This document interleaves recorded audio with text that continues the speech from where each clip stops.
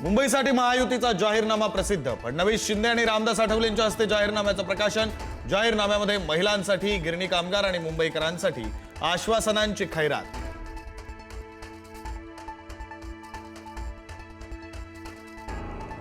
आज प्रचाराचा super Sunday. निवडणुकांचा प्रचार शिगेला। मुंबईतील शिवाजी महाराज पार्कवर ठाकरे बंधूंची संयुक्त सभा। सभेची जय्यत तयारी पूर्ण।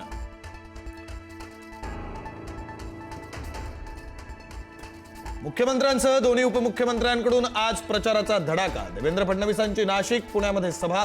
पिंपरी चिंचवडमध्ये रोड शो। अजित पवार प्रसिद्ध करणार जाहीरनामा।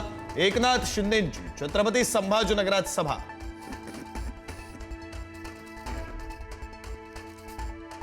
ठाकरेंच्या शिवसेनेचे नेते दगडू सपकाळांचा शिंदेंच्या शिवसेनेमध्ये प्रवेश। मुलीला उमेदवारी न दिल्यानं सपकाळ होते नाराज।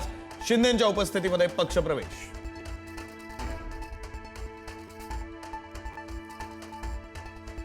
महापालिका निवडणुकीचा निकाल रखडण्याची शक्यता। एका वेळी एकाच वॉर्डमध्ये मतमोजणी होणार, तर नक्की कशी मतमोजणी करायची याबाबत पालिकाही संभ्रमात।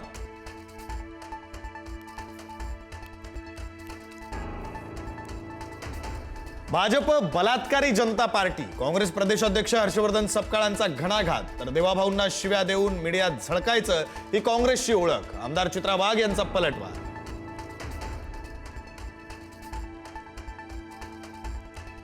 भर सभेमध्ये आदित्य ठाकरेंकडून देवेंद्र फडणवीसांची नक्कल। 12 वर्षांपासून तुमचीच सत्ता, मग बांगलादेशी कसे आले? नक्कल करत आदित्य ठाकरेंचा खोचक सवाल, तर फडणवीसांनी दिलेल्या आश्वासनांवरूनही लगावला टोला।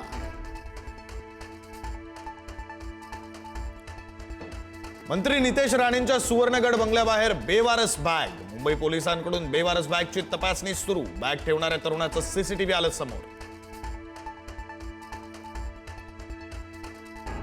अंबादास दानवेंकडून संभाजीनगरमधील मारहाणीचा व्हिडिओ पोस्ट। माजी नगरसेवकाने एका व्यक्तीला मारहाण केल्याचा संशय व्यक्त।